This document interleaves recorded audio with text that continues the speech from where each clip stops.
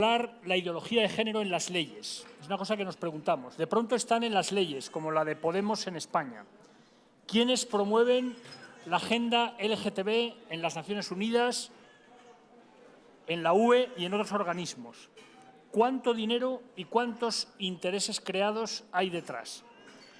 Para desenmascarar esta estrategia, nadie mejor que Rubén Navarro, abogado especialista en derechos humanos, máster en Derecho de la Empresa y ex agregado diplomático en la misión permanente de la Santa Sede ante Naciones Unidas en Ginebra. Ha sido directivo de la ADF Internacional en Ginebra y trabaja con diplomáticos, legisladores y organizaciones no gubernamentales para promover la libertad religiosa, la vida, el matrimonio y la familia, frente a las amenazas como las del lobby de la ideología de género. Agradecemos a Rubén Navarro su testimonio y sus palabras. Y luego, eso sí, todas las preguntas que se les ocurren. Rubén Navarro. Muchísimas gracias, Alfonso.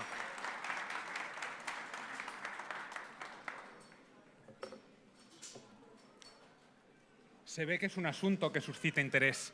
Se ve que es importante y se ve que el público tiene ansias de libertad, que quiere conocer y que quiere saber. Acabamos de venir de un descanso, nos pidieron 30 minutos alemanes. Yo gran parte de mi vida profesional ha sido en Suiza y he de decir que algún suizo diría que no fueron 30 minutos los que nos tomamos para el descanso, sino probablemente 31 o 32. Esto quiere decir que verdaderamente hay interés en la sala, que todos los que estáis aquí participando estáis interesados en conocer cómo ha actuado la ideología de género, cómo ha actuado ante las Naciones Unidas, ante la Unión Europea, ante organismos internacionales. Uno de los problemas, y lo veremos después en la charla, es que en demasiadas ocasiones lo que pasa en Ginebra, lo que pasa en Nueva York, se queda ahí.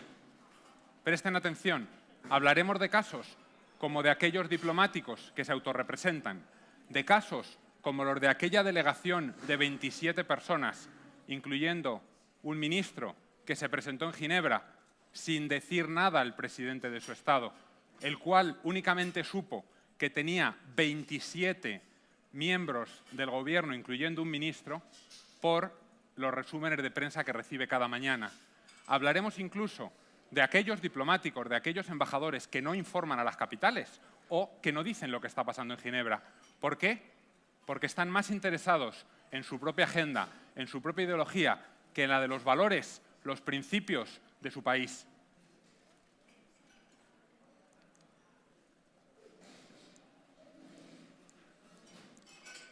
Vamos a hablar de la familia en los tratados internacionales, de la ideología de género y la agenda LGBT, del Convenio de Estambul, del Comité de Derechos Humanos, que es el órgano que monitorea uno de los órganos de tratados, uno de los tratados en Ginebra. Hablaremos también de los principios internacionales sobre LGBTIQ o LGBTI+, como les llaman, de las resoluciones del Consejo de Derechos Humanos en Ginebra sobre orientación sexual e identidad de género y la de la familia, también un contrapeso bastante importante.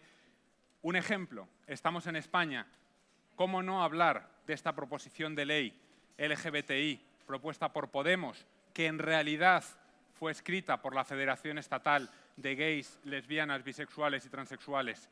¿Cómo permitimos que una ONG sea la que escriba una ley que nos va a atacar a todos?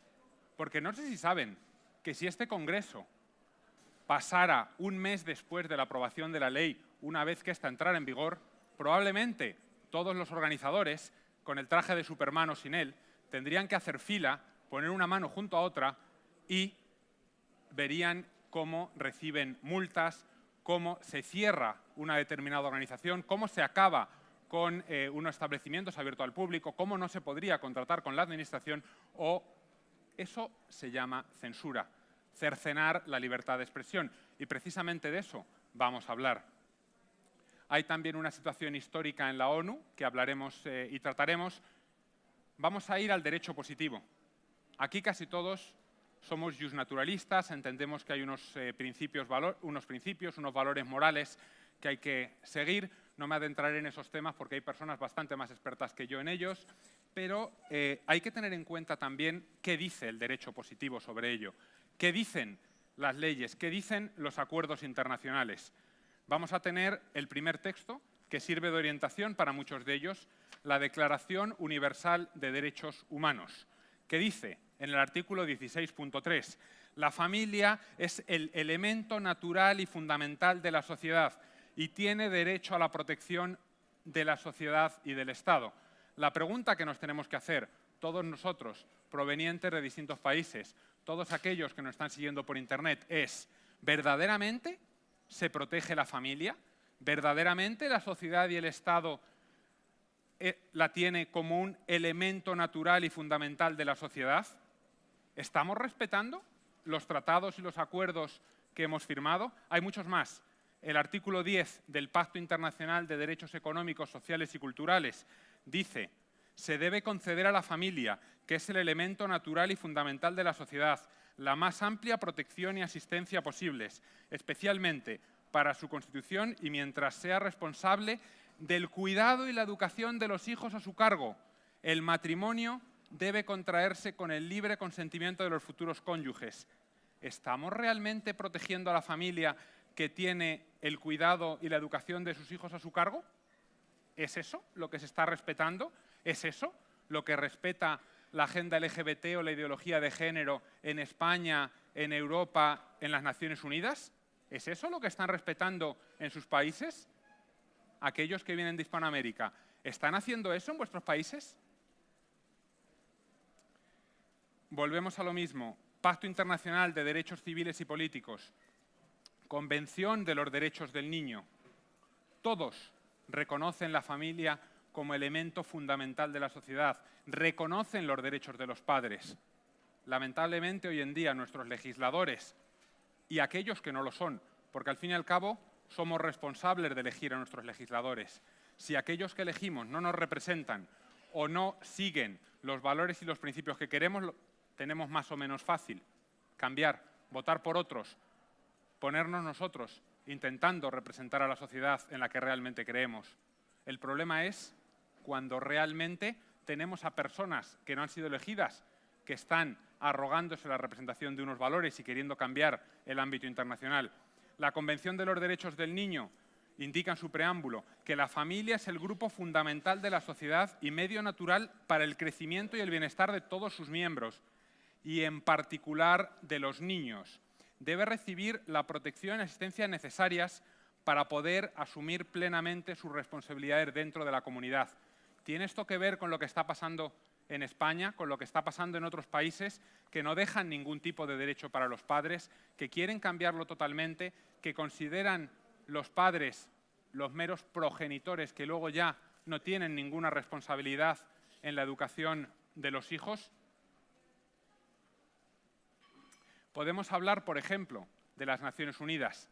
Podemos hablar de cómo ciertos grupos han llevado a cabo una manipulación cultural, cómo se han infiltrado dentro de la sociedad. Sería lícito preguntarnos por qué un alto porcentaje de personas que trabajan en las Naciones Unidas o que trabajan en las representaciones diplomáticas, ¿por qué pertenecen al llamado colectivo LGBT? ¿Por qué tenemos que algunas misiones, con la excepción de una persona, todos los miembros eran hombres que tenían relaciones sexuales con hombres o mujeres que tenían relaciones sexuales con mujeres, personas atraídas hacia el mismo sexo? ¿Por qué tenemos esto en Ginebra, en Nueva York, en las Naciones Unidas? ¿Son de verdad esas las sociedades? ¿Son esas las personas que nos representan? Podemos hablar también de una campaña, Libres e Iguales. Hay dos fotografías que me gustaría que vieran ustedes porque son muy buenos ejemplos sobre esto. El amor explicado por Nelson Mandela.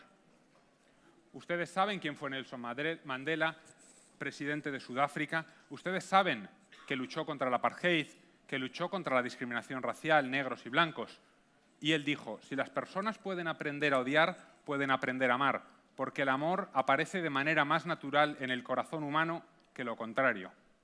Y entonces, lo que está haciendo aquí la Oficina del Alto Comisionado de las Naciones Unidas es decir, una cita realmente hermosa sobre tratar a los demás como iguales de un auténtico líder mundial. Es decir, solamente eres auténtico líder mundial si hablas del amor de esta manera.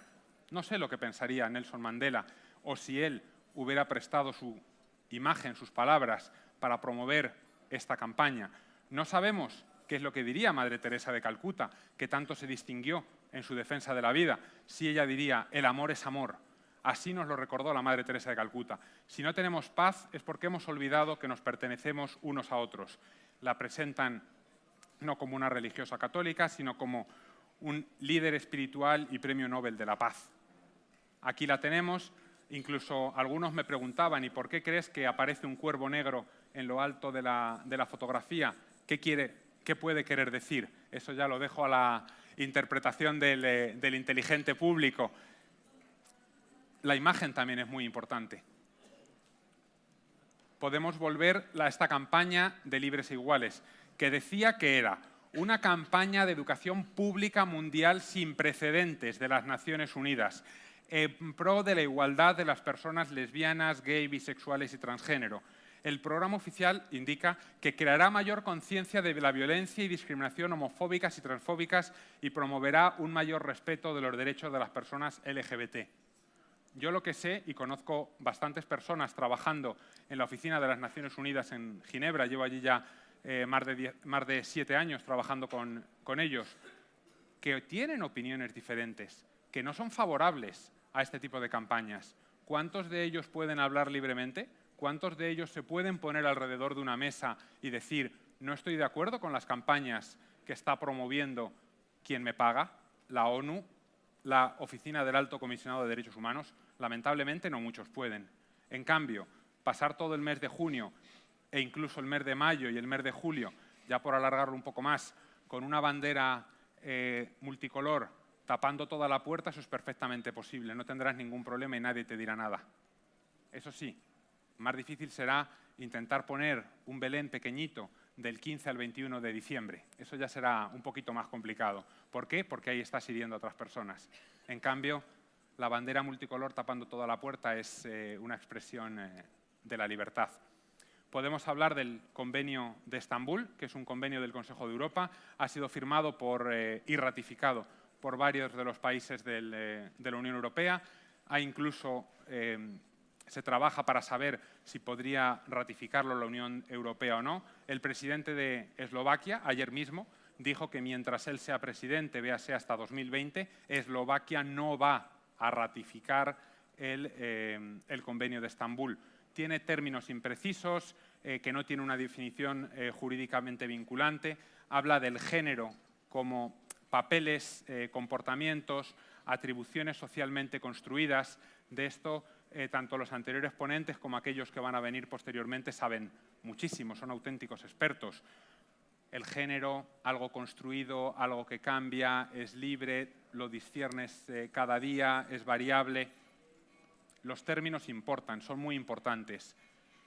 ¿Cuál es la única definición vinculante de género?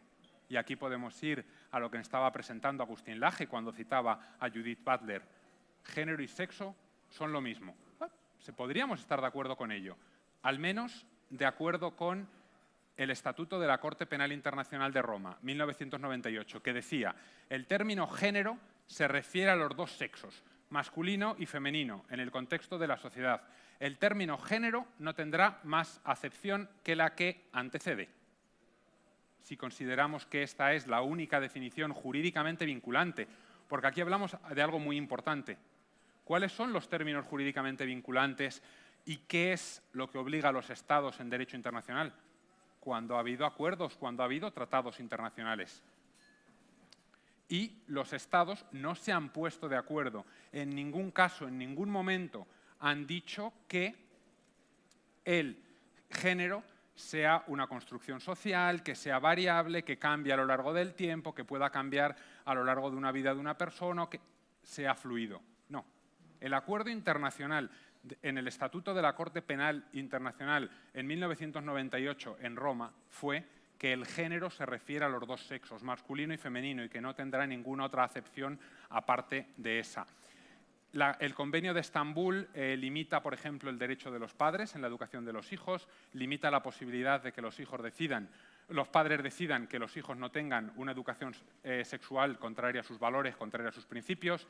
Al mismo tiempo, limita el secreto profesional o el secreto de confesión. Aquí, antes ha habido una pregunta a un sacerdote. No hay muchos en la audiencia, pero sí hay 2 o 3. Entonces, ¿se imaginan ustedes que el Estado les obligara a violar su secreto de confesión por denunciar que alguien, por ejemplo, ha hablado mal o que tiene unas opiniones contrarias o que alguien cree en la concepción tradicional de matrimonio como la unión de un hombre y una mujer? ¿Se imaginan ustedes como sacerdotes teniendo la obligación de ir a la policía cuando alguien hablara en contra de lo que las leyes, el derecho positivo en ese momento dijeran? No se lo imaginen. Podría pasar. Se están dando los primeros pasos para llegar ahí. Espero que dentro de 10, 15, 20 años no se ponga este vídeo y se diga Rubén Navarro tenía razón. Lamentablemente hemos llegado ahí. Podemos actuar mucho antes, debemos actuar mucho antes. Tenemos esa posibilidad. Hagámoslo. Tienen mucha más información en un memo que prepararon mis compañeros en ADF International. Incluso tenemos, por ejemplo, también el Comité de Derechos Humanos, que dijo en el caso de Juliette Joslin, que era una lesbiana que había estado en un matrimonio heterosexual y que tenía una hija, luego estaba en una unión homosexual, y entonces ella dijo que el hecho de que no se garantizara su derecho de casarse con su compañera iba en contra del derecho internacional. El Comité de Derechos Humanos dijo que no existe ninguna obligación jurídica para los Estados de reconocer el matrimonio entre personas del mismo sexo. Pueden reconocerlo, pero no existe ninguna obligación jurídica internacional para los Estados de reconocer el matrimonio entre personas del mismo sexo.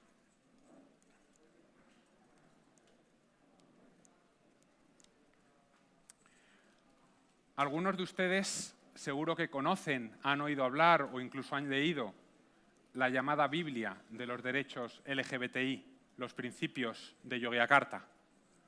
De hecho, incluso teniendo discusiones con algunos de los presentes en la sala o con expertos internacionales, con diplomáticos, me he encontrado que en buena conciencia pensaban que realmente eran vinculantes, pensaban que realmente eran importantes, pensaban que venían de un acuerdo de los Estados. Es falso. Los principios de Yogyakarta vienen de una reunión en Yogyakarta, Indonesia, en el año 2006, de un llamado distinguido grupo de 29 especialistas. Aquí somos muchos más, y muchos más que los siguen por Internet. 29 especialistas expertos se reunieron en Yogyakarta, Indonesia, en 2006, pusieron un texto con aires de conllevar unas obligaciones en derecho internacional, lo codificaron de una cierta manera y se han preocupado mucho de que se vean como jurídicamente vinculantes. No se dejen engañar. Los principios de Yogyakarta no vienen de un acuerdo de los Estados, no son jurídicamente vinculantes. Los principios de Yogyakarta no vienen de un acuerdo de los Estados, que son los únicos que legítimamente pueden participar en el derecho internacional y llevar a acuerdos para los Estados, para los ciudadanos. Estos principios de Yogyakarta, 10 años después, se repitieron en lo que se llamó Principios de Yogyakarta +10, en septiembre de 2017. En este caso, dijeron, vamos a cambiar, tuvimos errores, tuvimos personas no incluidas en los principios de Yogyakarta iniciales, vamos a tener la participación de transexuales e intersexuales. Y entonces actualizaron los llamados principios de Yogyakarta. Vamos a hablar también de las resoluciones del Consejo de Derechos Humanos sobre orientación sexual e identidad de género. Aquí es muy importante considerar algo. El primer objetivo era luchar contra la violencia y la discriminación.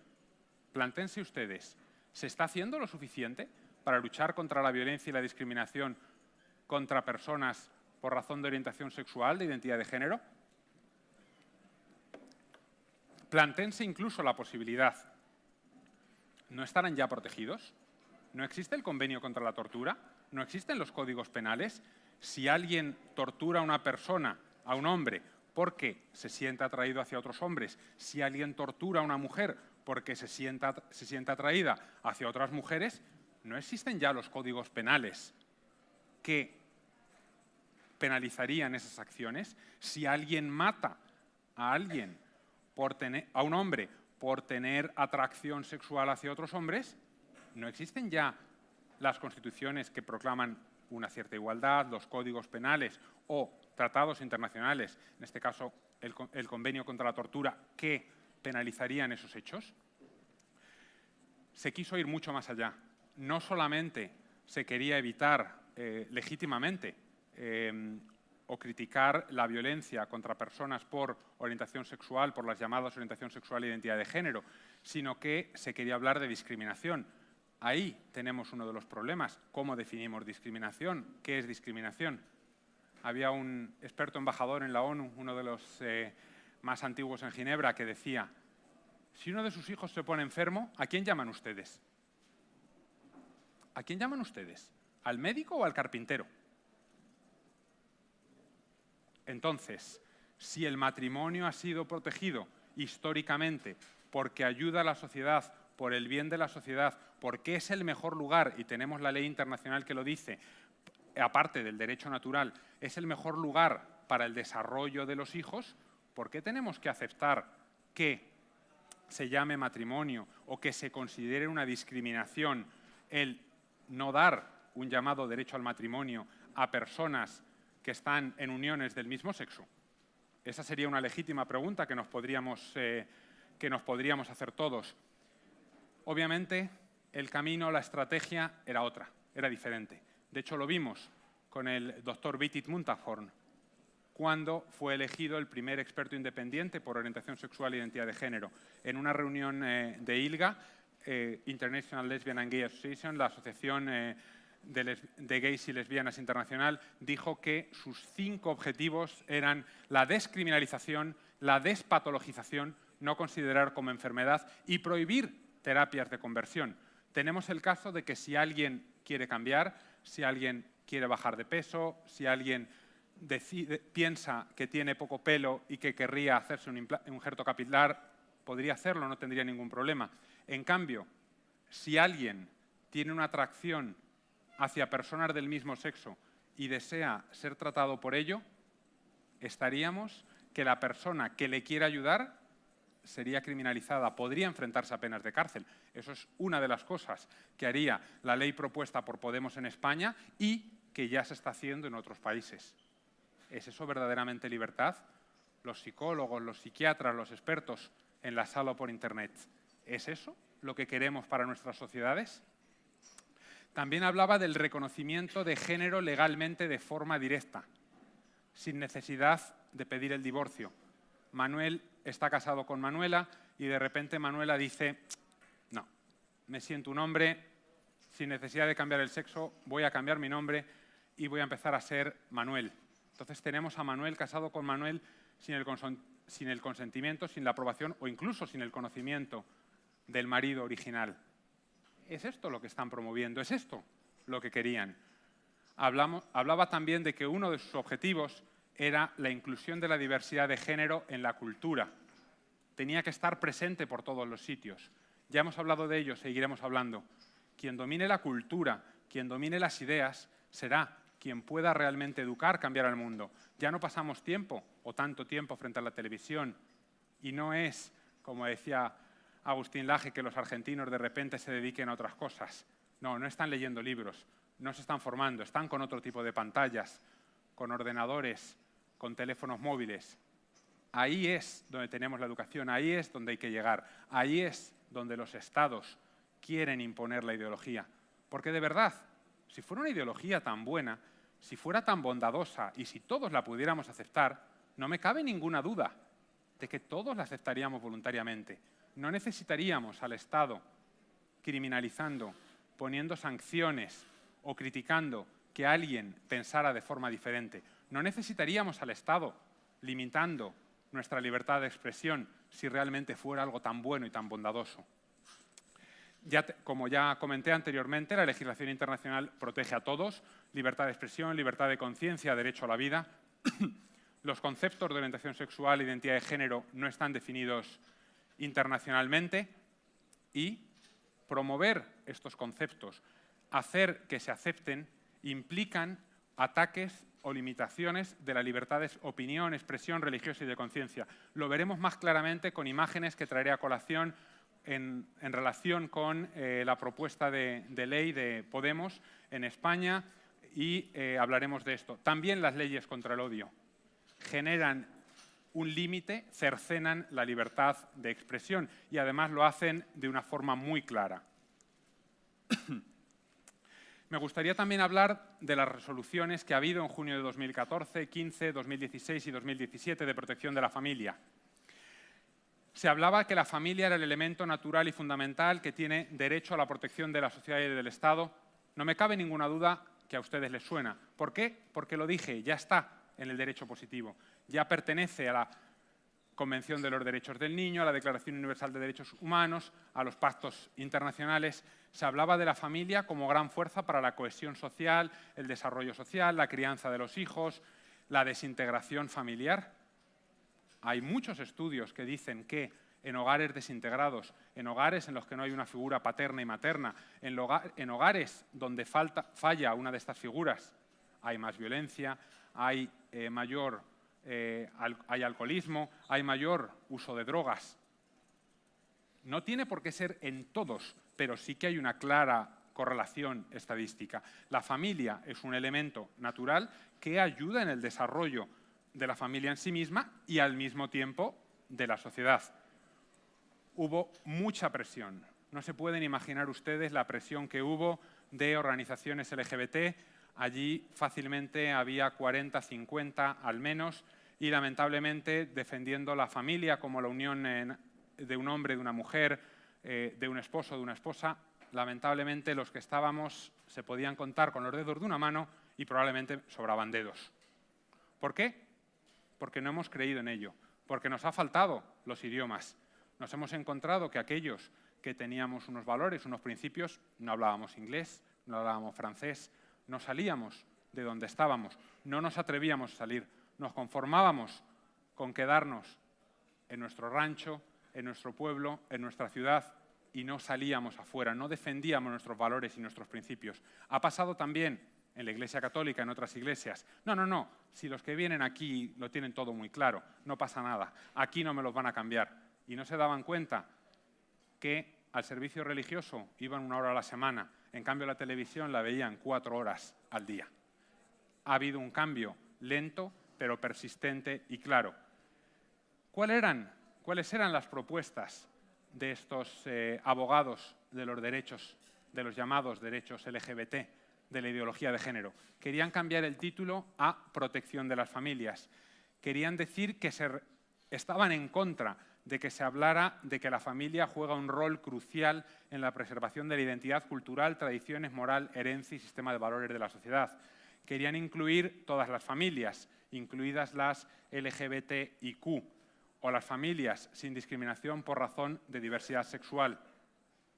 Aquí nos podemos preguntar por qué ciertos países, y hablando con diplomáticos del norte de Europa, dedican el 90%, repito, el 90% de los recursos en promover los llamados derechos sexuales y reproductivos, en promover la ideología de género, la agenda LGBTI, en promover el llamado derecho al aborto.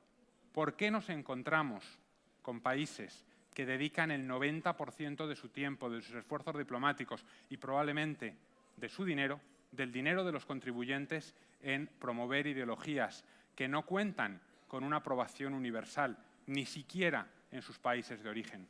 ¿Por qué el presidente de los Estados Unidos, Barack Obama, dijo que antes de dar ayudas, antes de apoyar internacionalmente a algún país, chequen, comprueben cómo son las leyes LGBTI en esos países? Aquellos que no respeten los derechos de los homosexuales no van a recibir ningún tipo de ayuda. Vamos a acabar con ello, vamos a cambiar. Uno de los casos más claros fue el embajador ante Nueva York de un minúsculo país, San Vicente y las Granadinas. Tienes 70.000 personas. Llegó a la ONU, al examen periódico universal, y dijo, discúlpenme que venga solo. Normalmente las delegaciones son entre 10 y 30, 40 personas. Él vino solo. Dijo, discúlpenme, Ginebra es demasiado caro, no podemos tener una presencia. Estamos representados en Nueva York, pero no en Ginebra. Hemos sufrido una presión terrible. Lamentablemente, las cifras que están dando de empeoramiento en la educación, de falta de medicinas en los hospitales públicos o de falta de inversiones en las infraestructuras son incluso peores. Ahora mismo es el ministro de Asuntos Exteriores de su país, en aquel momento era el embajador ante las Naciones Unidas en Nueva York, llegó y dijo, lo que nos ha pasado es que un porcentaje de nuestro PIB, entre el 70 y el 80%, se ha visto reducido. ¿Por qué? Porque no nos plegamos a las peticiones de un cierto país occidental. No lo nombró, pero no hace falta nombrarlo. Hubo un cierto país occidental, cuyo nombre empieza por Estados, que dijo que si ustedes no siguen estas leyes, si no hacen lo que nosotros le pedimos, le vamos a prohibir el comercio internacional del principal producto que tienen, los plátanos, las bananas. Eso hizo que la educación en el país empeorase, que las infraestructuras empeorasen, que los hospitales se desabastecieran. Entonces, cuando alguien me pregunta, ¿realmente se está imponiendo la agenda LGBTI, la ideología de género? Digo, claro, de una forma muy fácil, incluso de la del dinero. Esa es una forma para imponer la agenda LGBTI y nos importa a todos. Me gustaría hablar de la proposición de ley de igualdad en España. Tiene muchos problemas. Puede tener algo legítimo, que es vamos a acabar contra una cierta discriminación, vamos a acabar contra la violencia. Ni yo ni nadie de los que esté aquí está de acuerdo y estoy total y absolutamente seguro de que nadie de los aquí presentes, y yo tampoco, estamos a favor de que alguien llegue y le digan vamos a pegar a este porque es homosexual. Vamos a dar una paliza, vamos a matarlo. No estamos hablando de eso. Para eso existe el ámbito penal y lo tenemos todos muy claro. Estamos hablando de una lucha contra la discriminación, una lucha contra la violencia, de una forma errónea, que conlleva muchos problemas. Vamos a ver varios de ellos. La vaguedad de la terminología, riesgo de litigación oportunista, una violación de la libertad de expresión, de los derechos de los padres en la educación de los hijos, incluso del derecho a la presunción de inocencia o de los efectos negativos en los niños o un fraude de ley. Vamos a ir a tratar de ellos. La vaguedad de la terminología. Y aquí voy a citar. No podemos establecer con claridad qué significa ser del género femenino o qué significa ser del género masculino. La proposición de ley tampoco nos lo aclara. El sexo, XX o XY, no es algo que se pueda cambiar. Viene dado por la biología. Lo que se puede hacer es una operación para que los genitales parezcan del otro sexo. Las intervenciones quirúrgicas que se realizan a las personas transexuales y transgénero no dan como resultado la aparición de órganos. Se podrían preguntar, ¿quién ha sido esto? ¿Quién lo ha dicho? ¿Algún grupo antiderechos humanos? ¿Algún grupo anti-gay? ¿Algún grupo antifeminista? No. Lo dice Femnosotras, un colectivo definido dentro del feminismo radical, que quieren tomar los problemas desde la raíz de la misma opresión. Un grupo que lucha contra el heteropatriarcado, que tiene muy claro qué es lo que se tiene que hacer, cómo tienen que luchar contra ello, y que dicen que los términos no están definidos. Va a aumentar también los litigios. Hay una litigación oportunista. ¿Por qué? Porque nos podemos encontrar alguien que diga me he sentido discriminado por razón de orientación sexual, de identidad de género, y entonces, como va a depender todo de cómo se sienta una persona, ahí es en lo que va a estar la ley.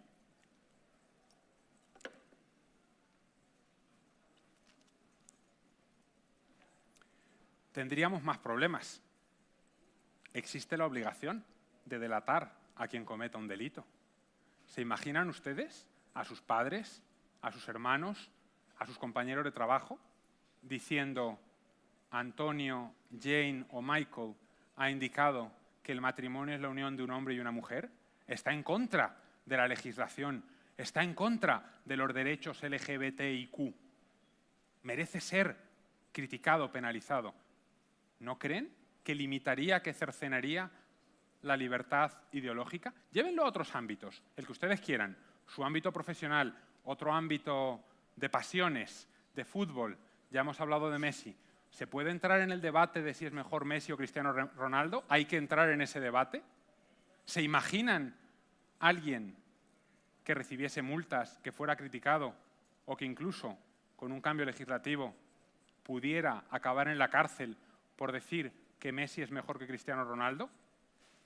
¿Se lo imaginan? Independientemente de lo que puedan pensar, tengan la libertad, el derecho de expresar sus opiniones.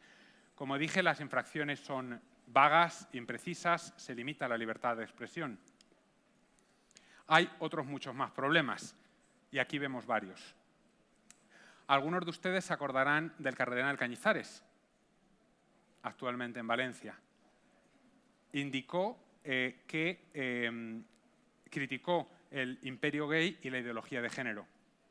Fue denunciado por delito de odio. La legislación no estaba aprobada. Pregúntense qué le hubieran pasado a este obispo que expresó su opinión. Tenemos otros casos, Monseñor Reig Pla, obispo de Alcalá de Henares. Tenemos casos incluso fuera de la Iglesia Católica, el pastor Eik Green, que fue defendido por un antiguo colega en IDF International, que fue condenado a cárcel en Suecia por discurso del odio, por decir algo como: no se puede ser cristiano y homosexual al mismo tiempo, o decir que la homosexualidad era una perversión sexual. Lo dijo dentro de su iglesia, no había más de 40 o 50 personas presentes, pero el discurso trascendió a los medios de comunicación, hubo una campaña en su contra, las llamadas penas de telediario o penas de medios de comunicación, de prensa, y se enfrentó a la cárcel por decir eso. ¿Nos estamos volviendo locos? ¿Es esta la sociedad que queremos crear? Vamos a ver la proposición legislativa de Podemos. Una infracción leve, expresiones, imágenes o contenidos gráficos ofensivas o vejatorias, atención a la generalidad de los términos, por razón de orientación sexual, identidad o expresión de género o características sexuales. Si se repite o se publica en Internet, sería una sanción grave, de 3.001 a 20.000 euros. Y una infracción muy grave, el reincidir en la publicación en Internet. Atención, Agustín, que como pongas dos comentarios en Facebook seguidos en España, una vez que se apruebe la ley, si se aprueba, o atención, todos ustedes que están aquí, diciendo ciertas cosas, se pueden enfrentar a penas muy serias. Por ejemplo, y voy a poner la foto, me pareció extraordinaria la forma en la que definían el texto, escrito por Redacción, no tenemos un nombre, un autor concreto, en Alerta Digital. Y voy a citar: la simulada sodomización del oso de la Puerta del Sol de Madrid por un homosexual, atención a esto, en traje de Adán, durante la enésima celebración orgiástica de la vulgaridad y la grosería hecha orgullo gay, no es solo un episodio más de la clásica chabacanería del susodicho colectivo en su día grande, sino que es una acción cargada de significado. ¿Quién lo escribió? Redacción. ¿Qué pasaría con este tal Redacción? Que si lo publica en Internet, si reincide una vez que la ley estuviera aprobada, tendría una sanción de entre 20.000 y 45.000 euros, suspensión de actividades, Alerta Digital se cerraría hasta 2 años, se le privaría de licencia o autorización, cerrarían los establecimientos abiertos al público, se le prohibiría el acceso a ayudas públicas, se prohibiría contratar con la Administración y habría una inhabilitación temporal para la prestación de servicios públicos. Podemos estar de acuerdo o no, pero el hecho de alguien pretendidamente sodomizando al oso del Madroño en la Puerta Mayor, que tenga el genio de decir en traje de Adán, la pretendida sodomización en traje de Adán, me parece inteligente, me parece una forma mordaz de actuar. No creo que eso conlleve o deba conllevar una pena de 45.000 euros, un cierre y, ¿por qué no?, en unos años incluso la cárcel. Ahí vemos una campaña lanzada por Citizen Go con algunos colaboradores. El decir basta violencia di genere, le bambine sono femmine, i bambini sono maschi. Las niñas son niñas, los niños tienen pene, las niñas tienen vagina. Eso podría llevar a un cierre perfectamente de vuestras actividades. Pensadlo. Sacar el autobús por España una vez que se apruebe una ley similar sería una manera de decir ciérrennos todo, ciérrennos las actividades, ya no vamos a hacer lo que estamos haciendo, da lo mismo que tengamos miles, millones de suscriptores, de ciudadanos activos, de personas que se han dado cuenta que el rey está desnudo, que el emperador está en traje de Adán y que esto no es normal. Da lo mismo. Si la ley se aprueba, pueden cerrar Citizen Go, Hazte Oír o cualquier otro grupo que publique en Internet 1, 2, 3 posts, opiniones, comentarios. ¿Es esto lo que queremos? ¿Es esta la sociedad? ¿Es así como defendemos las libertades y los derechos fundamentales? Por ejemplo, muchos de ustedes saben lo que implica esa foto. No me voy a meter en si había 500.000 personas, 1 millón, 2, 3 o 4. No es eso lo que tenemos que tratar ahora. Lo importante es que la convocatoria por cualquier medio o procedimiento de actos públicos que tengan por objeto promover, fomentar o incitar directamente o indirectamente la discriminación, al odio, a la hostilidad o a la violencia. Ha habido gente que ha dicho que este congreso era transfóbico, que atacaba a las personas con una diversa orientación sexual. Convocar una manifestación, y da lo mismo si tienes al 10% de la población española, da lo mismo si tienes 3 millones, 4 millones o 1 en las calles, ¿qué pasaría? Fíjense, los niños tienen censurado, las niñas tienen censurado. Los medios de comunicación no podrán operar libremente. Es muy probable que tengan una estricta vigilancia y censura. Miren a la fotografía que hay abajo a la izquierda. Aquellos que vengan de Alemania quizá la hayan visto o incluso la hayan visto de manera real. ¿Qué era lo que implicaba? ¿Qué era lo que había? ¿Qué era lo que se estaba haciendo ahí? También se viola el derecho de los padres a ser los educadores de los hijos como derecho fundamental. Tiene efectos negativos en los niños que dice proteger. ¿Hemos pensado cuáles son las implicaciones para el niño, para la niña, a la que le dicen no se preocupe, usted es libre, puede hacer lo que quiera, cámbiese el sexo o elimine el pene que tiene, vamos a, de alguna manera, intentar recrear artificialmente una vagina? No se puede cambiar el sexo. Hay un cambio en la apariencia exterior de los genitales. El sexo no se puede cambiar. Pero bueno, nos van a hablar expertos de ello, el señor Heyer, así que no voy a entrar en un ámbito en el que no soy, desde luego, tan especialista como lo es él. Luego también podría darse lugar a los tratamientos hormonales, a la esterilización. Le están diciendo a los niños a los que le quieren someter a tratamientos hormonales, a los que le quieren someter a un supuesto cambio de sexo, los riesgos, todo ello sin el conocimiento o sin el consentimiento de los padres. Yo recuerdo la negociación de una resolución en Ginebra. Era para la prevención de la mortalidad de niños menores de 5 años y se hablaba del cambio de sexo. Levanté la mano y dije, perdónenme, no soy un experto médico, pero no soy padre tampoco, no tengo hijos.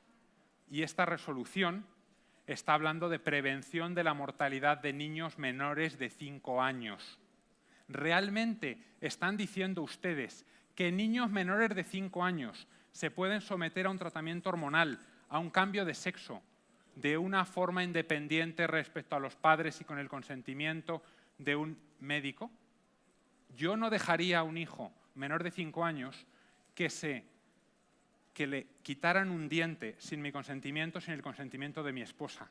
¿Realmente estamos diciendo que a un niño de 5 años le van a poder hacer una reasignación sexual, un cambio en los genitales, porque cree que es mejor para él aparecer como un niño o como una niña sin el consentimiento de los padres? Estoy hablando de la ONU, hace 5 años. Podría venir perfectamente a España, es parte de la ideología de género, es parte de la agenda LGBT. Tengan en cuenta dónde estamos. La misma resolución hablaba del derecho al aborto y dije lo mismo. No soy un experto médico, pero hasta donde sé soy un abogado. la resolución es demasiado larga. No estaríamos hablando de que las niñas de menos de 5 años ni siquiera se pueden quedar embarazadas. ¿Por qué estamos hablando de su llamado derecho al aborto? Otro de los puntos de las consecuencias negativas sería el fraude de ley. Hombres, por ejemplo, condenados por abusos sexuales a mujeres, podrían decir perfectamente: me siento mujer, yo voy a una cárcel de mujeres. ¿Qué les parecería?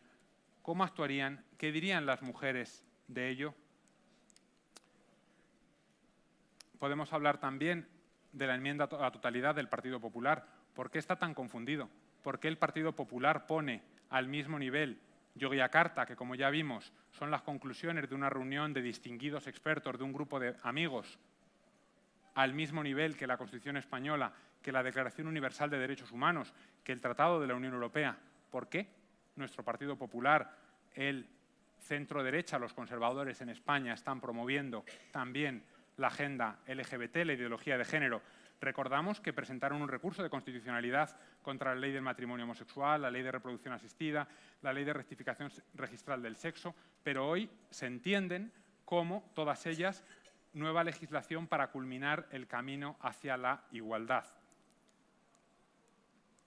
El último punto del que quiero hablar es la situación histórica.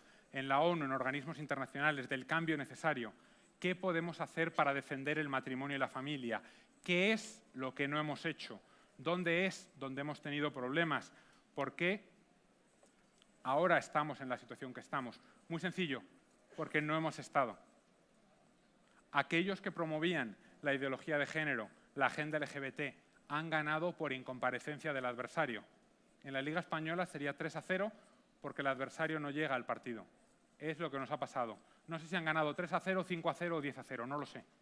Lo que está claro es que han ganado. ¿Por qué? Porque no estábamos presentes, porque no hemos denunciado la presión diplomática, porque no hemos participado en las reuniones, porque no hemos presentado nuestros informes sombra, porque no hemos organizado eventos paralelos, porque no hemos hablado ante nuestros representantes y les hemos hecho responsables, accountable, que dirían en inglés, de lo que han hecho. Entonces, eso es muy importante. Tenemos también aquellos de ustedes que son parlamentarios, que son legisladores, tengan en cuenta esto, tengan en cuenta los valores, la sociedad, la moral y tengan en cuenta que sus representantes son también responsables de defendernos. Cuando no lo hagan, háganles pagar por ello. Díganles, nosotros somos ciudadanos activos. Podría ser una opción Actioir, Citizen Go, cualquier otra plataforma, pero tengan claro que tienen que expresar sus valores y sus principios. Tengan claro que hay que defender la familia frente a los ataques de la agenda LGBTI, de la ideología de género.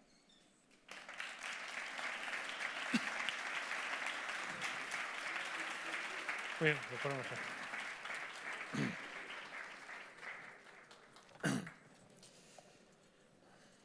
Bueno, tenemos alguna pregunta para Rubén Navarro. ¿No es muy fatigoso estar siempre luchando contra nuestros gobiernos?